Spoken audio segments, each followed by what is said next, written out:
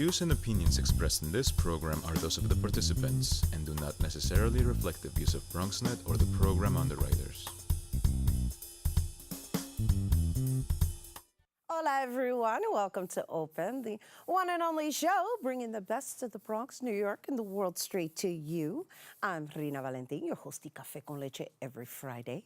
Here's what's coming up in today's show. Leading these off, we'll learn about the Bronx Healthy Beverage Zone Initiative and their new PSA, the Woke Game Show, when we sit with Dr. Vanessa Salcedo. And after that, we'll sit down with the founders of Tableaux Multimedia to talk about their production company while we have a roundtable discussion about the process behind the Woke Game Show. And then we'll find out what's in store for the 7th annual Dominican Festival in New York City when we sit down with Executive Director Armando Guareño. And later on in the show, Bobby C brings us up to date with the latest headlines in the world of sports. And finally, we'll talk to graffiti artist Zimer, who will be spray painting a piece throughout the show to be revealed at the end of today's Open. So sit back y prepárate. All this and more is headed your way because now we are officially open.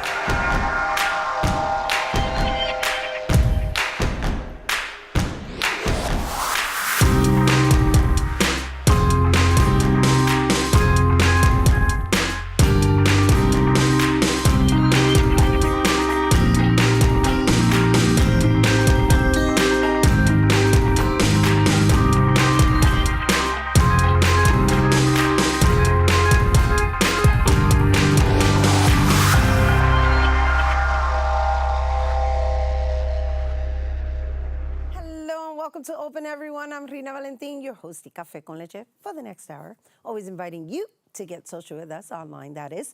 Tweet us and follow us on Instagram at BronxNet TV and like us on Facebook at Open BronxNet Television. And of course, while you're there, follow moi on Twitter, Instagram, FB, Insta Stories, Snapchat, LinkedIn at Rhina Valentin. So in today's show, we're gonna switch things up a little. And well, we have a visual artist. We have visual artist, Zimer, who's gonna be creating on canvas throughout the show. And what we're gonna do is we're gonna take a peek a couple of times throughout the show to check in on his development. And towards the end, well, we're gonna do the big reveal of his creation. So welcome, Zimer. And our first guest up is here to discuss the benefits of reducing sugary drinks, a year in the making. That is the Bronx Healthy Beverage Zone is an initiative that BronxNet is also a part of, and it was launched and the project continues its efforts to encourage people, along with other institutions in the Bronx, to eliminate sugary beverages from their everyday diet. And joining us to tell us the latest on the initiative, we welcome from Union Community Health Center, Dr. Vanessa Salcedo. Hi, thank you for having me, Rhina. Oh, thank you for coming back and welcome. It's been a pleasure personally working with you on this initiative. And I just want to open up by congratulating all of your efforts because you've got quite a few institutions involved, and I'm very curious to know what the numbers are. So we have over 50 institutions, from hospitals, community health centers, churches, community-based organizations, different libraries, different organizations throughout the Bronx, community-based organizations. We have over 50 who all committed to being healthy and making the healthy choice of healthy beverages. Okay, so what does that commitment look like? And so how does an organization get involved with the Healthy Beverage Zone Initiative? So pretty much what we're asking institutions is to improve their beverage standards. So what that means is, do they have vending machines? Making sure the vending machine only have healthy beverages, which include water, seltzer, 100% fruit juices, and pretty much just healthy beverages, mainly water and seltzer. That's what we're looking for. Right, that's what we're really promoting Yes. in the sense that because there's a lot of hidden agendas behind these drinks that say they're not, they're healthy, let's Yes, say, yes. and they have hidden sugars in Yes, it. and also for meetings, one of the important things is that you improve the vending policies, you improve the meeting policies, and then you hope that when you enter these community health centers, we're asking the employees in that community health center to make a pledge not to drink sugary beverages, especially in front of the patients. For us, it's like if our community and leaders are not setting the example for our community, then who does? And what inspired this initiative? So I'm a pediatrician here in the Bronx, and my patients drink more than 4 sugary beverages a day. And unfortunately, the parents didn't really know that these drinks were unhealthy. Fruit drinks the parents were giving their kids fruit drinks, and that's pure sugar. Iced teas, Gatorade. For sports drinks, these parents think that these drinks are healthy. In reality, they're causing diabetes, liver disease, cavities, and I'm seeing it in my patients. So really, that's what it comes down to, the impact that I'm seeing on a daily basis. So just because you mentioned that you're a pediatrician, I'm assuming that we're talking about from infancy stages. Right. One of the saddest things that I experienced with sugary beverages is I had a parent tell me that they give sips of soda to their 6-month-old. This is the time that they should be breastfeeding and exclusively breastfeeding or formula, not drinking sugary beverages. They don't have teeth yet, so imagine their teeth when they come out. Imagine all that sugar that's being processed in the body. In addition to the infants, I'm starting to see 10-year-olds, as young as 10-year-olds with pre-diabetes and liver disease. I have to send them for liver biopsies because this is what's going on in our bodies that we don't know that the sugary drinks are causing. That the sugary drinks are Yes. causing. And so for someone who may be listening right now who doesn't know any better, how do you address this, right? Because there's this defensiveness that happens with people because there's a conformity and then there's, you know, kind of like, well, this is the way it is. How do we shift that thought process? Yeah, so it's really hard, but I think education is the first part, and that's why, you know, we work together to make the Woke Show and this very important PSA, because like I said, the parents don't know. So giving them the information, and then for the kids, you know, having the substitute of seltzer, putting fruit in their water, making it fun for them, giving them other options that they might not have tried before. Most of my patients haven't tried seltzer water and the different flavors of it, and they do like it. Right, and again, we also mentioned that in the PSA that we're going to be showing you guys when we're done with this segment, which I'm really excited to share with you guys. However, you know, in case you're wondering, seltzer, right? Just because we are raised in a society where soda kind of like is the cool thing to drink, it has that feeling of soda, but it doesn't have the sugars in it. Right. And you can actually flavor it Right. with fruits. Right. So that if you're looking for that different taste, instead of just drinking water, you can do that through natural fruits. Yeah, and this is one small change that does make a huge impact. Studies show that if you drink one soda or sugary beverage a day, you have an increased risk of 25% of diabetes compared to someone that doesn't. 25% if you just cut that one soda out from your diet. So it's a big impact. It is a big impact, and it's something that I think our community really, really needs to pay attention to, because specifically the Latino community, you know, we have a high rate of diabetes. Yep. It's our biggest disease, and a lot of it has to do with the way we combine the foods and this other aspect, which is the sugary drinks. Right. So, how do we shift that mindset? I keep going back to that because I'm here with you. Yep. I'm holding your hand Yep. and I'm with you. And in my household, we only drink water. Yep. And that's not even me saying that on air. It's just the way I've chosen to raise my daughter because of the fact that there has been numerous cases within my family of diabetes. Yep. And you know, making it known that also we're a big target for these soda companies. They're targeting us. and letting the community know that it's important to learn that this is bad for us, and it's important to learn that they're targeting us, and it's important how we affect our health. So I think, and all of us together making the standard of improving the health in these organizations, just eliminating it, and if we don't have that option ready for us, if you don't see it, you don't think about it. So that's another thing that we are doing, is just removing it from these organizations. So the less you have it, the less you want it. So in this initiative, I'm just curious, and I'm for this cause. Has there been any pushback from anyone suggesting that you're trying to dictate how an environment should be? So I started this at Union Community Health Center. One of the funniest things that were happening is some of our employees might have been with their sugary beverage in a brown paper bag, trying to hide it.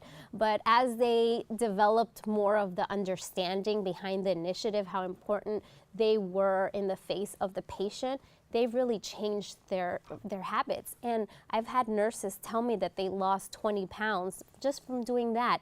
So my employees' health got better. And we're doing this. I initially thought about this for my patients and for the community. And what I was also improving was the health of my employees. So really was some of the resistance at first, because they got used to drinking, that energy drink in the morning or that pick-me-up soda in the afternoon. But, your body gets used to it. So slowly they improved. So how, in closing, how do you feel this is contributing to that #Not62 campaign? So exactly. So this is part of the Not 62 campaign, and it's all of us doing something small to improve the health of the Bronx. And what's really excited is that the Bronx Healthy Beverage Zone is part of the Aetna Foundation Healthiest City and County Challenge.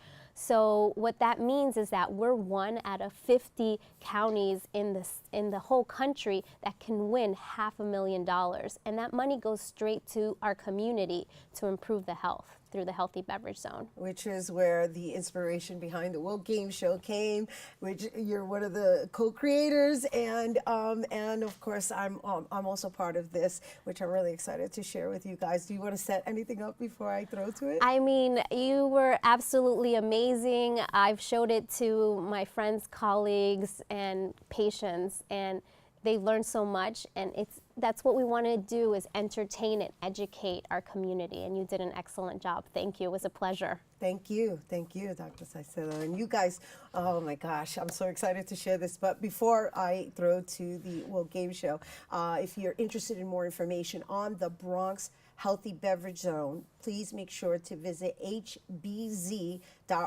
It's open for more pledges, so be sure to visit hbz.org. And now we're going to take a look at the Woke Game Show, which is a fun PSA edutaining people about the dangers of sweetened beverages, featuring host Florida, aka moi. So enjoy. And now, it's time for your daily dose of reality. It's the Woke Show! Hello and welcome to the Woke Game Show, where our contestants come in stepping and leave here woke. We have a fun, exciting show for you today, so let's get right to it. Contestants, name a clear, fizzy drink that contains no sugar and is healthy. Contestant number one. Ginger ale. I'm sorry.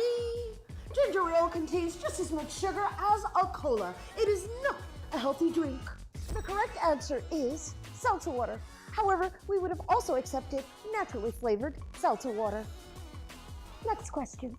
After a long, intense workout, the healthiest drink to reach for is Maria. Sports drinks. The correct answer is water. Water helps prevent dehydration, and unlike sports drinks, it has 0 calories and no sugar. Question number 3 is true or false. Fruit drinks are nutritious and part of a healthy diet. True. That is incorrect. Fruit drinks contain added sugar and do not contain the same nutrients and fiber that you would get if you ate an actual fruit. Last question. Name 3 healthy beverages. Water, fruit-infused water, seltzer, unsweetened tea. Oh, and I have one more. Unflavored low-fat milk.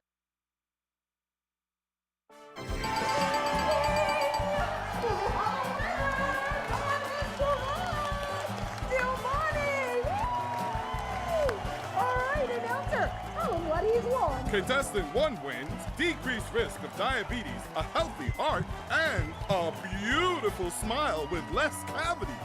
Wonderful! Thank you all for joining us here on today's World Game Show. However, no one goes home a loser. You each get to leave with a bling bling water bottle, complete with a fruit infuser to lead you on your way to good health. And to all of you at home, you are now officially home.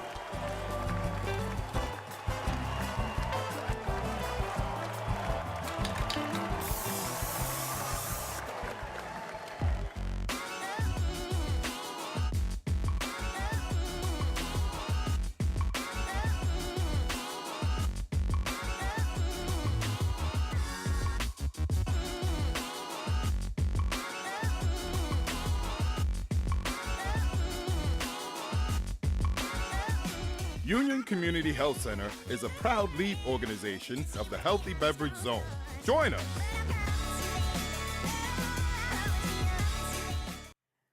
Woo! Wasn't that fun? Yes. Healthy beverages, my people. All right, welcome back to the studio. That was the Bronx Healthy Beverage Zone's new PSA, the Woke Game Show, currently on YouTube for your viewing, promoting the benefits of healthy drinking with Florida. That's right. That's right.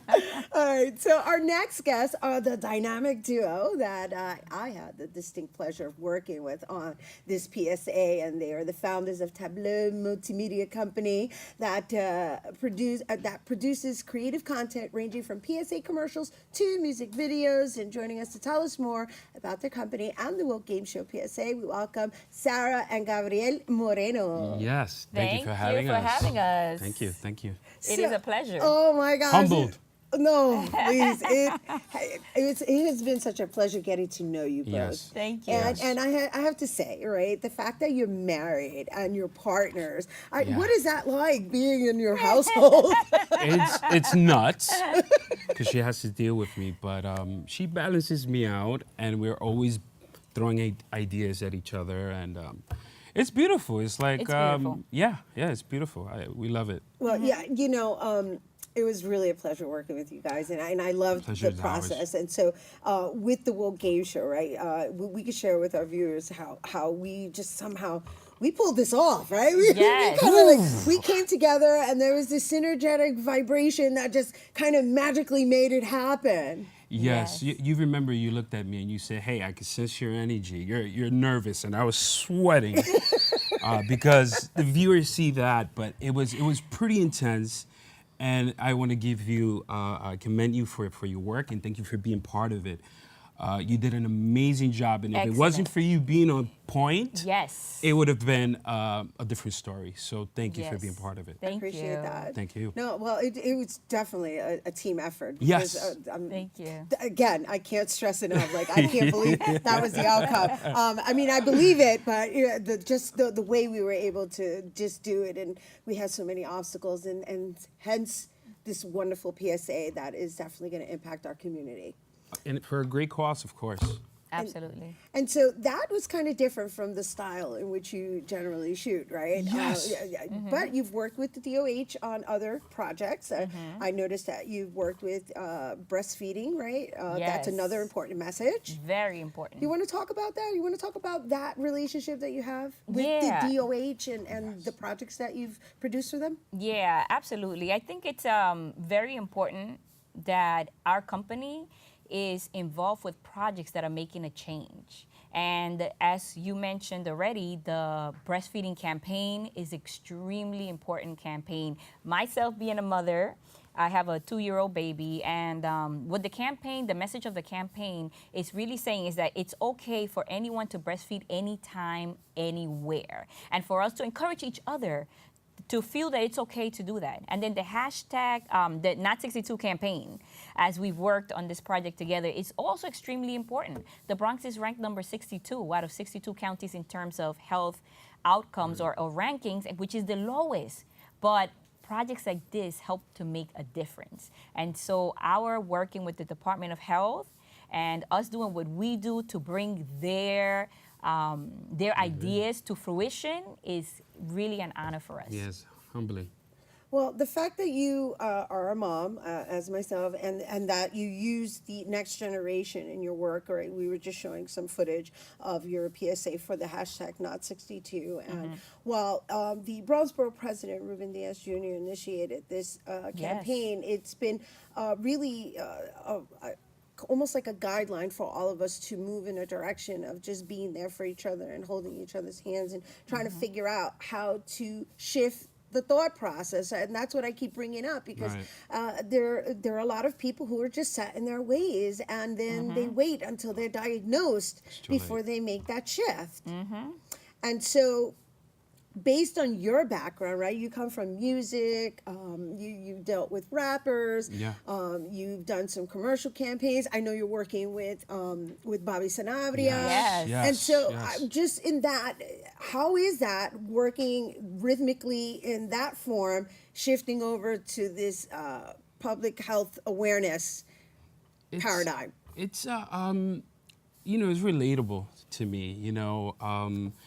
This type of work really inspires me because it hits close to home.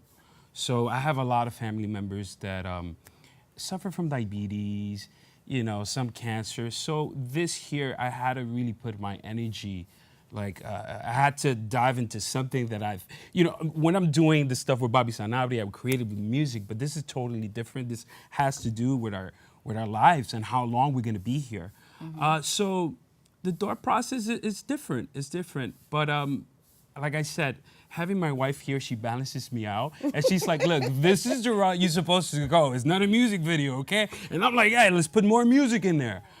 So I thank my wife for being there for me. And of course, the team, as you saw Vanessa speaking, we're dealing with such an amazing team that, as you can see, you saw the product. Yes, Luz Correa, Serena, everyone, the whole team is amazing. I think to touch back to what you had asked in the question, the reason why we are able to be so diverse in terms of what we do is because we're artists. And I feel that an artist doesn't necessarily have to be in a specific box. Artists are able to be like chameleons, right? Sometimes we can change depending on what the situation is, and we can adapt to different situations. And we love that. We love being challenged, and we love meeting and exceeding those challenges. Well, and it sounds to me that you both balance each other out, right? Because I understand as an artist and transitioning that artistry into technical, right? Because that's what it is. It's like, okay, well, how do I visualize it technically?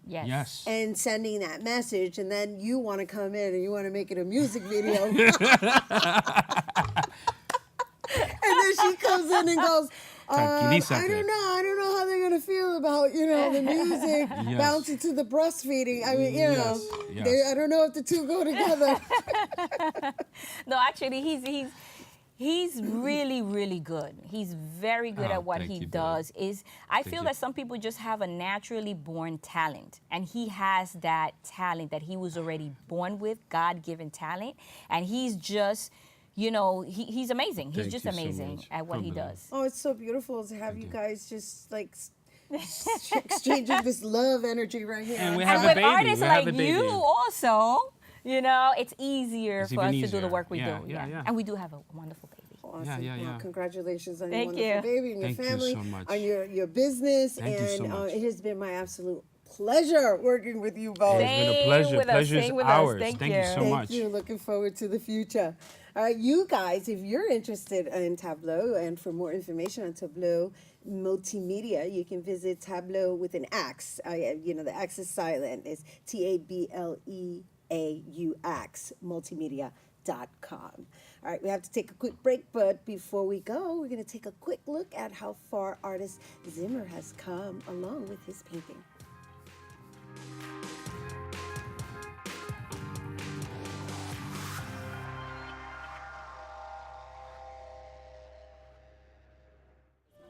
Leaving hot coals improperly extinguished can cause a wildfire. Hey guys, it's Smokey! It looks as if Smokey is going to use the drown, stir, drown and feel technique. After the first drown, a good start.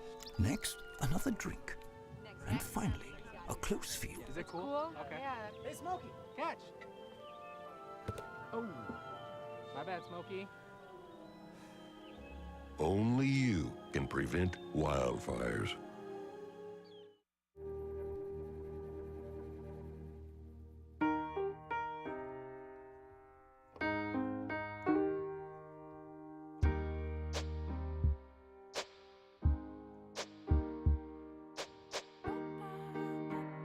And I can't change, even if I try, even if I wanted to. My love, my love, my love, she keeps me warm. She keeps me warm. She keeps me warm. She keeps me warm. She keeps me warm. She keeps me warm. We are neighbors and best friends. I love my sister. My heart doesn't see race. Love is love. Our family is no less than any other family.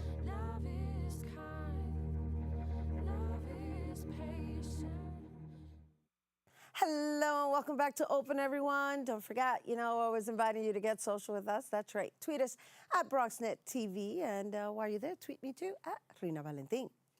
The Dominican Film Festival in New York City, an event that celebrates Dominican films outside of the Dominican Republic, is holding its 7th annual film festival. And this year's slogan is Cinema Unites Us. And it is expected to showcase 70 films of different genres for people to enjoy. And here now to tell us what we should expect from this year's event, we welcome the founder and executive director, Armando Guareño. Hola. Welcome back. Thank you. And congratulations on the growth of this festival. I know. This is phenomenal. Oh, thank you. It's a lot of work. Well, yeah, but thank God you only do it once a year, right? Yes, but we do it with a lot of passion, so that's what it counts. And so let's talk about how you choose your films and how you choose your themes, right? Because the thing about it is that we're here in New York, and obviously we have a huge immigration situation going on, or we need to shed light on immigration in the light that it belongs in. And so I'm just curious to know if that is implemented in your theme this year. Yes, indeed. Every year I would try to program the film festival, what is happening nowadays or today, society. For example, last year, the Haitian immigration was really high around the world. Right. So we did a retrospective about the Haitian experience in the Dominican Republic. This year, because of the Me Too movement, so I decided to do a retrospective to dedicate the film festival to women. To women. To women. So so far we have like 27 filmmakers, producers, and actors coming from the Dominican Republic. We have great panels about women, and there is one panel called Woman on the Edge, which is 5 different women from 5 different genres that are going to discuss how difficult it is to be a woman filmmaker in the third world. So we had another one panel, which is immigration, which is about the Dominican woman, the diaspora, how they face Hollywood being Latina and being Dominican. Right, that's like a double. Yeah. I know. No, it's beautiful that you're highlighting them in a light that empowers them, right? And that's what it's going to serve as a women empowerment panel, from what I saw. But in addition to that, I want everybody to know and understand how the festival works, in the sense that it's a couple of days and it's in different theaters, different locations. So let's talk a little bit about how that works, that aspect of it. The film festival is 6 days.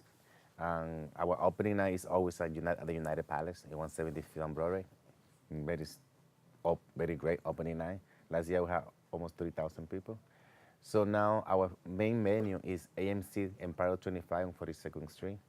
And the film festival is not only showcases. We have master classes, we have workshops, we have panels, we have conversations, and 90% of the panelists are women because the festival is dedicated to women. Oh, the whole festival is dedicated to women. I love that. Yeah. Love that. Definitely love that. Women filmmakers. Women filmmakers. Well, just again, moving into the next generation and basically what the media is covering, which is kind of like it's disheartening and discouraging, because they're kind of just saying that being an immigrant is bad. I know. Meanwhile, this country was built on immigrants. Exactly. It is the land of the immigrants, the ones that they choose apparently right now. And so, but moving on from that, the fact that I love it. moving on from that, the women are the ones who birth the next generation. So why not give them and empower them and put them in the light of just honoring everything that they contribute to society? Exactly, but this is the reason why the Dominican Film Festival, the 7th edition of the Dominican Film Festival, is dedicated to women, because it goes beyond like showcases or workshop. We have master classes where they're going to speak about how difficult was then to break that wall. And the Dominican film industry is really young, but it's very successful. It is the most successful film industry right now in Latin America. And most of the filmmakers, the ones that have the power, are Dominican. So that's why the press, especially American press, are so curious about it. Like, really? The Dominican Republic is a really small country. They produce 40-something films, and women has the power? Yes, they do. They do have the power. Most of the powerful filmmaker, producer are women. And the one that they have the power in the box office as well. I love Armando, okay? I just want everybody to know that. And I want the world to know this, because, a lot of people, they don't know that, I had a call from one of those major newspapers, and they thought I was lying when I sent the press release. Well, I also noticed that you do work with Spain and Europe and so forth. So the films are kind of like empowered also by Europe. Yes, because we had a section called Dominican in the Diaspora. So what I do is I'm the bridge from Dominican film industry and Dominican that live abroad. So this year we have film made by Dominican in UK, Spain, Costa Rica, Mexico, USA, and Argentina.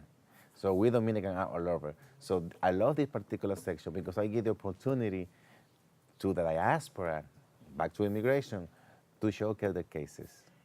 Wherever they live. Yeah, wherever they live. Or wherever their origins are, working, even though their ancestry is Dominican. It's Dominican. Exactly. That's beautiful. That's Thank beautiful. you. Yes, love that. So there's so much that's happening within this film festival that we can't discuss it all. And but I do know that you have these amazing workshops that are taking place, and you already mentioned that you have a master class. But I wondered, is there a calendar on the website in which people can choose what they want to go to? Exactly. So how does that work? Are they going to buy a full an access pass, or they can choose each one individually? All the workshops, panels, master classes, and conversation are free. We don't charge for that. Oh, really? Because I want the audience to get to know the film industry, and I think that's what, in some way, somehow, that's what I give back to the community. I think it's not, for me, it's not proper or it's not fair to charge for a master class, because, come on, you're going to talk to people that want to learn about you, so we have to pay to learn about you, so that's the reason why it's free. It's free so everybody can go. That's beautiful. All you need to do is to register in the website, and you get an email from Eventbrite, and that's it. That's wonderful. And then for the festival, so the workshops are free, which I think is so awesome, because, it's all about elevating each other. And it's open to the public. And it's open to the public. Yes. You don't have to be Dominican. No. And it's going to be in English, Yes. right? And Spanish, Both, right? Spanish, It's going to be bilingual. yeah. And then for the film festival, they have to buy tickets, so. Yes. Yes, I had to say that the panels are going to take place at the New York Times building and at the Viacom building and Alianza Dominicana. So check it out, check the website. We have like 7 panels, and I think we're all waiting. I got another one that I want to do. So we're going to have 8 panel workshops and master classes and conversation. It's really cool. It's very diverse because they're going to learn about different filmmakers, their particular point of view.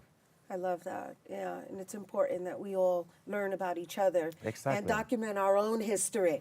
Oh, I had to mention also that this year we created a new section called the Latino Experience USA, because I was like being harassed in a good way by Latino filmmakers that they want to be part of the Dominican Film Festival. So, I want to be included. So I created that particular section. It's called the Latino Experience in USA. Nice. Thank you. Thank you for all your work, Armando. And My- thank you for my being pleasure. a stand Thank for you. us. For us as Latinos, because I'm Yes, Puerto of Rican, course. pero somos primos. Totalmente. Yeah, of course. So, and you guys, once again, the Dominican Film Festival, that's taking place in New York City, and it begins July 24th, and that's happening to July 29th. And for tickets and information, you can visit DominicanFilmFestival.com. All right, stay tuned, because Bobby C's Weekly Sports Roundup is coming up next. And on our way to break, we're going to take another look at Zimer's artwork development.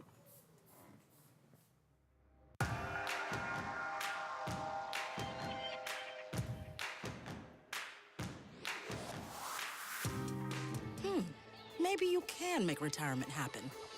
After all, you made this vacation happen. Double points with every purchase? Cleverly merging promotions. Love it. Cross-referencing travel sites. And booking all your flights with those... Vouchers.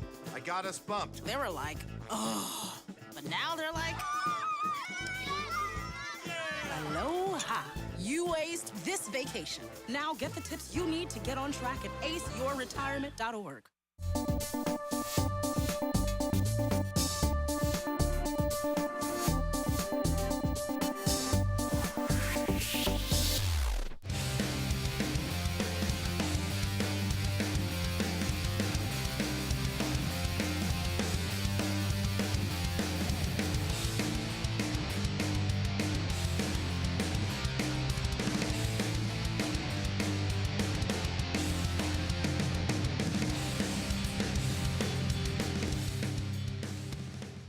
This is Bobby C. reporting from our nation's capital, where Bryce Harper won the Home Run Derby on Monday night and the American League All-Stars won the Home Run Derby on Tuesday night in the Midsummer Classic.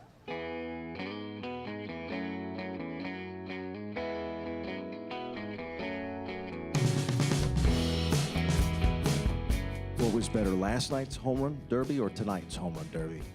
Tonight's was. We only had one represented last night in our league, and we had quite a few represented tonight, so I'll take tonight. I took a cutter down the middle of the first pitch, and then kind of went into battle mode and just was trying to put a line drive in play, and it left the yard. It was crazy. What do you think is the best part of being an All-Star? The best part is just getting a chance to represent the Yankees, I feel like. Getting a chance to represent the New York Yankees, represent, New York, and represent my family, teammates, coaches, everything like that. And getting a chance to be around certain players that, represent the game the right way, and great role models, getting a chance to pick their brain, man, it's quite an honor. To be here, to be on a stage with, some of the best players in baseball, and get to come in this locker room and interact with them and talk about baseball and things that they're doing at the plate and what to do and what not to do is a pretty cool feeling, and to get to experience that is always fun. After making the comments about your desire to want to stay in New York, just what does it mean for you to be representing the Mets and to be on a stage like this? It's fun. Anytime you get to represent your team and be at an All-Star game is a huge honor. And like I said, I really enjoy my time in New York and really enjoy playing for this team. I just got a one goal, and it's playing bigly, and now I start playing in the All-Star games. Pretty awesome. And nothing, try to take that experience and enjoy the moment. You have to, every year try to be better. The guys, they're always, getting better, the hitters. So you as a pitcher have to work out and do the best you possibly can to be a better pitcher. Was there one moment when you were a kid that you watched in an All-Star game and said, someday I'm going to play in an All-Star game? I don't know if I have one of those moments, but the one I do remember is Garrett Anderson winning the Home Run Derby when he was at the All-Star game in Chicago. I grew up in Orange County, California, so I was a big Angels fan, so him doing that was one of my special moments that I remember from an All-Star game. It's awesome. I mean, it's so hard to get here. The guys here are so good. I mean, I'm competing against them all the time, and you know that these are the best of the best. And so anytime you get the recognition to come here, you always have a smile on your face. The Midsummer Classic was classic indeed, and perhaps the only thing that could have rivaled it was what happened in the Home Run Derby the night before. The hometown kid said it would likely be his last home run derby, citing D.C. hosting the All-Star festivities as the primary reason why Bryce Harper would give it a go this year after finishing as the runner-up in 2013. But Harper's second time in the derby and his homecoming yielded far better results. That's the kid in me that you guys saw tonight, and I was very fortunate to be able to share that with you guys and show that to you guys and show that to these fans. And this wasn't only for me or my family and everybody like that, but this is for the cook and the guy that works the front and the people that work upstairs. And I mean, this is for the whole city of DC. Harper advanced past Freddie Freeman with 26 seconds left on the clock and passed Max Muncy in the second round with a full minute left. Harper's chances against Kyle Schwarber in the final didn't look great. Schwarber clubbed 37 dingers in the first two rounds to Harper's 26, and Schwarber crushed another 18 in the final round. And Bryce got off to an unimpressive start in that final round that featured his dad losing the strike zone while the whole thing hung in the balance. And I knew I had 30 seconds, so I walked over and I saw Doolittle, I saw Max, and I said, Max, I gotta hit 9. He goes, no, you gotta hit 10. And I was like, yeah, you're right. Okay, here we go. I just knew if we got on a little bit of a roll, he could win it, because I knew he could hit 20, 25. But it was a lot of fun. I had a blast, and I'm glad he barreled up about 8 in a row there, so he saved me. He hit my barrel, 9 straight or something like that. And I mean, I couldn't be more fortunate to have him thrown to me. So blessed. It climaxed with Harper surging back from the dead in the final minute and cranking dinger number 18 in the final seconds of the allotted 4 minutes. With 30 extra seconds coming, the result was a foregone conclusion. One badass home run derby.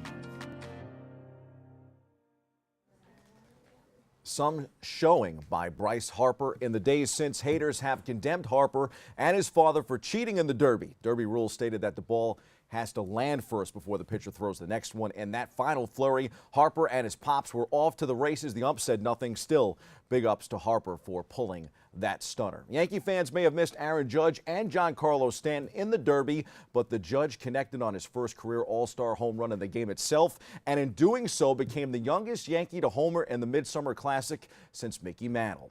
The post-All-Star break buzz has been centered around the looming trade deadline at the end of this month. In fact, the possibility of a big trade or big trades were topic of conversation those few days in D.C., with Manny Machado seemingly on the move. Wednesday night, he was dealt. The Los Angeles Dodgers won the Manny Machado sweepstakes, acquiring the prized All-Star shortstop from the Baltimore Orioles. The Orioles received 5 prospects in the deal. Manny was rumored for the Phillies and even the Yankees, as we said last week, but ultimately he heads to a team that came a game shy of winning the World Series last year. With an eye on October and beyond, the AL Central leading Cleveland Indians scooped up All-Star closer Brad Hand from the rebuilding San Diego Padres. The Indians needed Hand to shore up a bullpen that has been without left-hander Andrew Miller since late May and has a 5.28 ERA, second worst in the majors. The trade was announced Thursday, well ahead of the non-waiver trade deadline on July 31st. The Yankees and Mets had the off day Thursday with the All-Star break wrapping up. The two will get back at it this weekend with the Subway Series in store in the Bronx. Time for some quick hitters from around the world of sports. France is your World Cup winner. They topped Croatia 4-2 last weekend to win it all in FIFA. Novak Djokovic won it all in the men's singles at Wimbledon, while Angelique Kerber played spoiler in the women's finale against Serena Williams. Still, An impressive showing for Serena. British Open is on tap on the links. The 147th Open Championship has started in thrilling fashion, and the fireworks continued as round 2 began on Friday in Scotland. Rory McIlroy got it cranking right out of the gate as he looks to move atop the leaderboard, while Tiger Woods, Phil Mickelson, and Jordan Spieth all hope to make major moves later this morning after teeing off. From the NBA hardwood, the Oklahoma City Thunder have agreed to trade forward Carmelo Anthony to the Atlanta Hawks, where he will be waived and become a free agent. League sources said the Houston Rockets are the frontrunners to sign Anthony, who is also considering the Miami Heat, according to reports. The San Antonio Spurs have traded all-star forward Kawhi Leonard to the Toronto Raptors in exchange for the Raptors' star guard DeMar DeRozan. The move ends a season-long saga surrounding Leonard's discontent in Texas. The former Finals MVP played just 9 games last season due to injury. Meanwhile, the Raptors lose their own all-star in DeRozan, who led the team in scoring last season. Gotta say that was surprising. Darrelle Revis's announcement, meanwhile, was not surprising. Revis Island is closed, folks. The legendary cornerback is calling it a career. Revis played for 4 teams in 11 seasons: the New York Jets, New England Patriots, Tampa Bay Buccaneers, and the Chiefs, but spent the majority of his career with Gang Green. Now 33 years old, he sat out most of last season until signing a 2-year contract with the Chiefs on November the 23rd. He played in 5 games, 2 starts, plus a playoff loss to the Tennessee Titans. The Chiefs released Revis on February 8th, saving $4.5 million on their salary cap. The Pro Bowler cleared had his last step, of course. Regardless, he's lost a step. He's a Hall of Famer, and in my book, a first ballot Hall of Famer. Up in the press box, the Oakland Raiders, who are moving to Las Vegas in 2020, are also moving on from their radio voice of the past 21 years, as the team said Thursday that Greg Papa will not return this season. Brent Musburger, a broadcasting veteran who has worked for ESPN, is in line to replace Papa on the team's broadcast as the play-by-play announcer. The 79-year-old Musburger is one of the leading figures in sports broadcasting history, with 27 years at ESPN and ABC and 17 with CBS. WFAN's Joe Beningo will be back on the air Monday. The radio station's owner announced Thursday. Beningo, 64, on vacation this week, was accused in a bombshell lawsuit of sexually harassing a former female ad executive, allegedly pressuring her on several occasions into threesomes and then damaging her career after getting rebuffed. FAN is sticking by Joe. Beningo co-hosts a daily show with Evan Roberts from 10 a.m. to 1 p.m. Hottest selling jersey in sports right now, probably Ronaldo. On July 10th, it was announced that Ronaldo had signed a multi-million-dollar agreement with Italian soccer team Juventus, marking an end to his nearly decade-long career with Real Madrid. Ever since, his new jersey is selling like hotcakes. They sold 500,000 in the first 24 hours. That's how to make your money back on a free agent signing. Fans, don't forget the Hoops in the Sun Roundball Classic will host its Midsummer Classic this Sunday at Orchard Beach. Fans will be entertained all day long, starting at 11 a.m. The popular basketball tourney has a dunk comp, the All-Star Game, and a celebrity game on the schedule. Best part, it's all free. Swing by the Bronx Riviera on Sunday. Those are the headlines. We hit the C-list for some commentary on abs.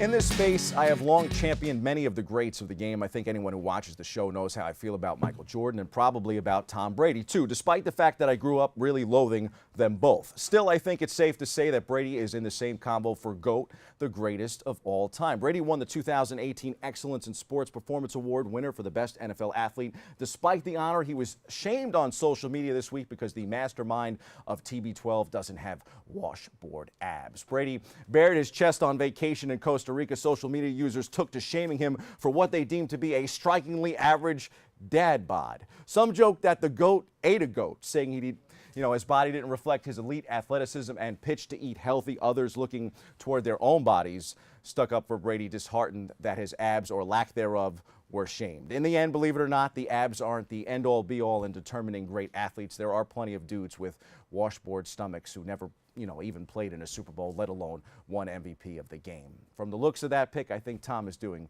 just fine, folks, in his life. That's your sports. I'm Bobby C. How can I help my daughter with her reading? Searching for help with Dachshund Reading. No. Let me try. Sarah's bright, but when she's reading, she has trouble sounding out words. Playing world music. What? I give up. Wait, I was trying to show you how Sarah feels every day. Frustrating, isn't it? Redirecting to understood.org. Join parents and experts at understood.org, a free online resource about learning and attention issues to help your child thrive. 150 over 90. 180 over 111. 160 over 110. I had a stroke. This is what high blood pressure looks like. You might not feel its symptoms, but the results from a stroke are far from invisible or silent. If you've come off your treatment plan, get back on it or talk with your doctor to create an exercise, diet, and medication plan that works for you. Go to loweryourhbp.org. If I would have followed a treatment plan, I would not be in this situation. Well, Thomas, you've got pre-diabetes.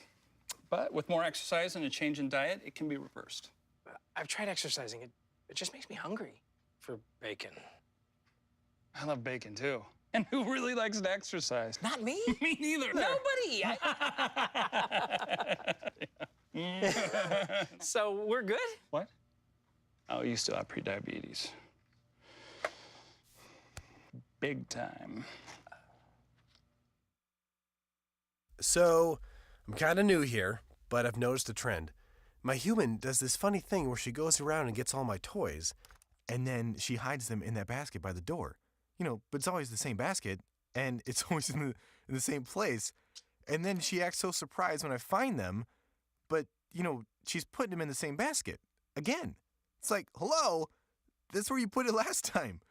You were the worst at hide and go seek. Hello and welcome back to Open, everyone. You know, always inviting you to get social with us. That's right. Tweet us at BronxNetTV and tweet me too at Rhina Valentin. So our last guest is, well, he's a graffiti artist, and we've been following him throughout the show, whose talented work does not go unnoticed. And while he's been here painting on our set, his work can also be seen across New York City on buildings and notable venues such as the World Trade Center. And he's also had the opportunity to work with notable clients over the years, such as MTV, USA Network, Virgin Records, and that's just to name a few. And he's here to join us now and to give us a little more insight about himself and art, his art, as well as Urban Arts Promise. Please welcome urban artist Zimer. Hello. Hi. Thank you for doing this for us. We put a little twist on today's show, and it's really refreshing for us to see an artist's work in development. And the fact that you chose sunflowers is truly heartwarming for me because it happens to be my favorite flower. Well, you're the one who inspired it, so. Nice. Are you calling me a sunflower, Zimer? Absolutely. Oh, and I shall accept. And so, you know, you did this within an hour's time. I mean, and you painted with a brush and some spray. So is that how you normally execute your work? I always choose the tool that's right for the job. Spray paint's definitely fast. It's fast applying, fast drying, so it allowed me to give you a complete painting within 45 minutes. Okay, and so when a client comes to you and asks you, right, because I visited your Instagram account and you have this signature that I think is absolutely stunning. And it's this image of women, right, because it's different women from what I've seen. But you have this like signature, it's not just women, of this red, like rope, or it could be interpreted as for me, the first thing that came to mind was like spaghetti straps. Well, I think in the Bronx they call it wild style. Wild style? Yeah. Okay, that's a graffiti term? It is. All right, so tell me about that. So when you make letters, you can only make it so many colors, so then you have to start manipulating the shapes, and then eventually the form of the letters are what drive the art piece in the first place. So after doing letters for so long, I decided to apply it to other artistic directions, but with the same language. All right, I want to look at that red dress right now. Can we look at that, William? William's my director, you guys. Just before we talk about your other images, and this is it. So this is what you call wild style. Yes, definitely. All right, so for me, it doesn't look like it's the same person. It's not. Sometimes there are ballet dancers, and a ballet dancer looks like a ballet dancer. I guess the movements shape them. Mm-hmm. Sometimes it's regular people. I like to paint all sorts of people from all sorts of backgrounds. And so the beauty of this wild style, because now that I'm looking at it like this, I get what you're talking about because I've seen it in graffiti tags. But the fact that you've been able to somehow implement it as being a part of somebody's dress and the flow of the dress, and it's really fascinating. I flow's the word.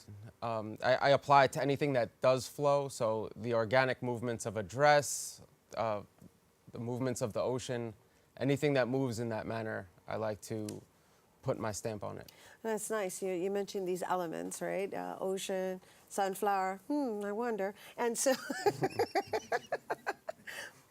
You're next. Yeah, oh, I'm painting you next. You're painting me next? I'm painting you next. All right, we got that on camera. Oh my gosh, I'm looking forward to that. But let's talk about some of the images we do have. I believe we have an image of a man who he kind of has like a really, I don't know, he reminds me of a French man.